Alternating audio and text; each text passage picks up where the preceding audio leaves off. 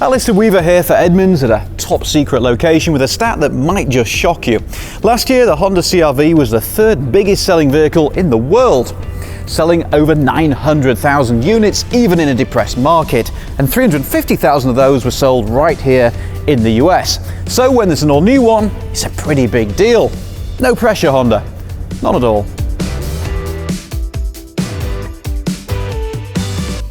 And the CR-V's success isn't just commercial. Even now, on its very deathbed, it remains Edmunds' top-ranked small SUV, outpointing such luminaries as the Mazda CX-5 and the much newer Hyundai Tucson. And it does so not by being outstanding in any area, but by being a great all-rounder. Priced for under 30 grand, it remains the default family car. It's no surprise then that for this, the new 6th generation 2023 model, Honda has taken an evolutionary approach to borrow from that old saying, they've kept both the baby and the bathwater.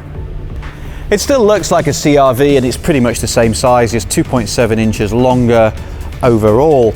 But in keeping with the current zeitgeist, it's a bit more rugged. It's a bit more adventure chic. This comfortable runabout vehicle, that CR-V, has been told to toughen up.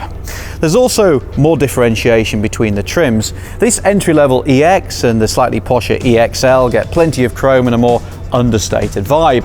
Or you can have a sport or a super posh sport touring, of which this is one. Then you get more black trim, you get some fake nostrils, and there's a pièce de résistance, some rectangular exhaust pipes. Oh yes. Right, let's take a peek inside, but before we do that, if you like what you see and admire a man who can just about pull off double denim, then subscribe to our channel, and if you're looking to sell your car, head to edmunds.com/sellmycar and we'll make you a cash offer. Promo over, on with the interior.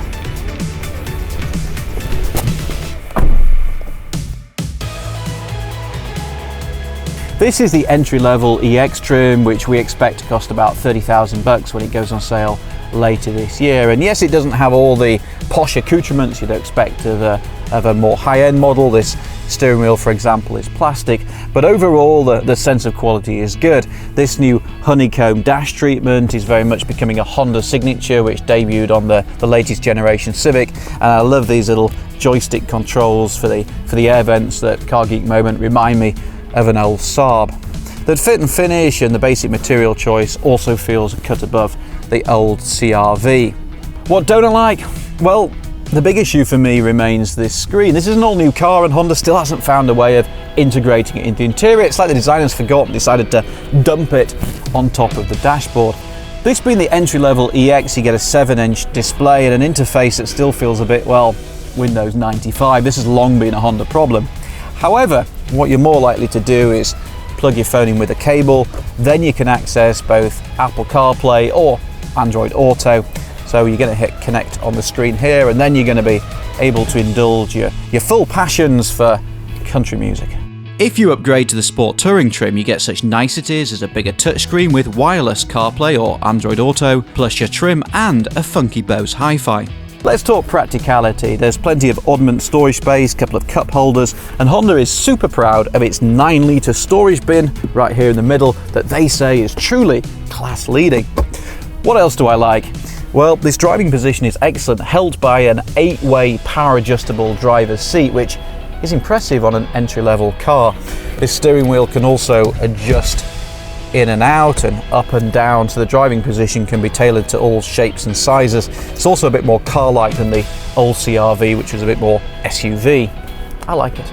Honda's also upgraded the safety kit in the CR-V. You get a new donut-shaped airbag in the front that they say is better for offset impacts. You get knee bags for the first time and side impact airbags in the rear. Great to see. There's also a plethora of electronic systems that should help you avoid an accident in the first place, things that help you stay in lane or brake in an emergency. It's also good that all this kit is standard on every trim level, so you don't have to pay extra for a posher model to feel safe and secure in your car. Good stuff. There's also, for the first time, a rear seat reminder in case you leave your dog or your kid in the back seat when you step out to, I don't know, go to dinner or something. Apparently, this is a real thing. So there's now a reminder that says, hey, check the rear seat for little Jimmy. Talking of the rear, here I am. This seat is set up for my 6'4" frame, and as you can see, I've got plenty of knee room. This is properly impressive. Honda says there's just 0.6 of an inch more rear leg room than there was in the old model, which is pretty negligible, but overall, nice place to be. And what they have introduced is more recline for the rear seat, which now has 8 different settings of recline, including this one, where you can kind of lie back, relax, and let somebody else chauffeur you to your destination. There's also a family-size, well-shaped trunk. On hybrid versions, it measures 36.3 cubic feet behind the seats, which is similar to its rivals. And if you choose a non-hybrid version of the CR-V, you can also lower the trunk floor to give you an extra bit of practicality. And of course, the rear seat split 60-40, as you'd expect for carrying those big loads. Let's talk engines and motors. You've basically got 2 options: a 1.5 litre turbo with 190 horsepower that's carried over from the old model, and a tweaked new hybrid system, 2 litre 4-cylinder gas-powered engine connected to 2 electric motors, which gives you more power, 204 horsepower, and a big dollop more torque or low down pull. Honda expects 50% of customers to choose the hybrid, which is a big uptick over the old model. Those numbers are competitive, but not exactly class leading. Later on, we expect to see a plug-in hybrid version of this CR-V, but not just yet.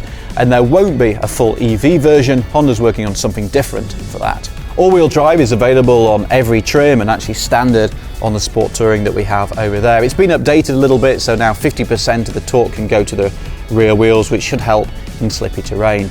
Also, for the first time on a CR-V, you get hill descent control, which helps you navigate down steep, slippy descents and pretty much takes care of all the braking for you. And on top of that, you get a snow mode, which makes it easier to navigate slippery surfaces. It changes things like the throttle response, which again is great news, particularly if you live in the snow belt.